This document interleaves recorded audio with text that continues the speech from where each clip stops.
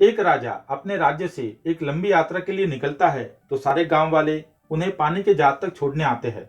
राजा जैसे ही पानी के जहाज पर चढ़ता है तो उसके गांव का एक आदमी उनके पास आता है और उनसे कहता है कि राजा साहब, जब आप जंगल से होते हुए जाएंगे तब आपको जंगल में 2 फुट का आदमी मिलेगा और वह आदमी आपसे लड़ने के लिए चैलेंज करेगा, तो आप उसे जान से मारे बिना आगे मत बढ़ना।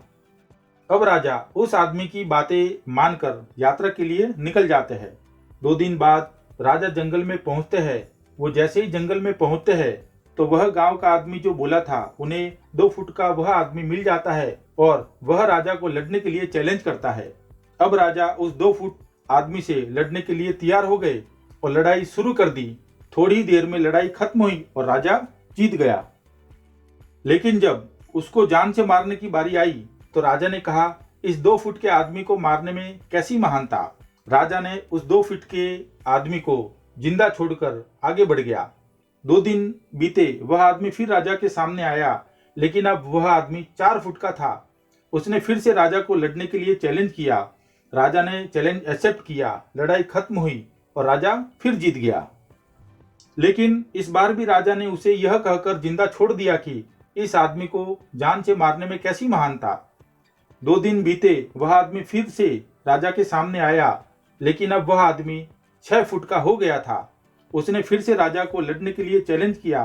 फिर लड़ाई शुरू हुई, फिर राजा जीत गया, लेकिन इस बार भी राजा ने उसे जिंदा छोड़ दिया।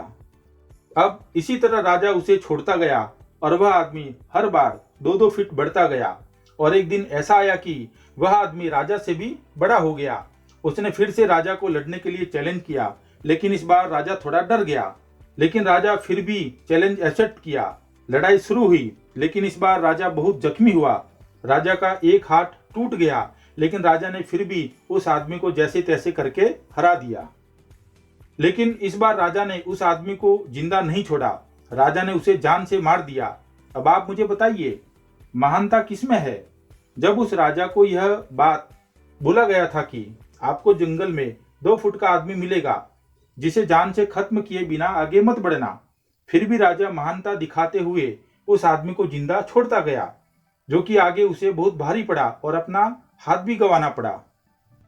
इस कहानी से हमें यह सीख मिलती है कि जिंदगी में कितनी भी छोटी से छोटी प्रॉब्लम आए, उसे खत्म किए बिना हमें आगे बढ़ना नहीं चाहिए। अगर हम छोटी छोटी प्रॉब्लम को सॉल्व किए बिना ही आगे बढ़ते तो वही छोटी प्रॉब्लम बड़ी बनकर हमारे सामने आ जाएगी और हमें उसे सुलझने में बड़ी प्रॉब्लम होगी। तो समझदारी इसी में है, चाहे कितनी ही छोटी प्रॉब्लम क्यों ना हो, हमें उसी वक्त उसे खत्म कर देना चाहिए। यह कहानी आपको कैसी लगी कमेंट करके जरूर बताइएगा और ऐसी ही मजेदार कहानियां सुनने के लिए आपकी अपनी यूट्यूब चैनल को सब्सक्राइब कीजिए।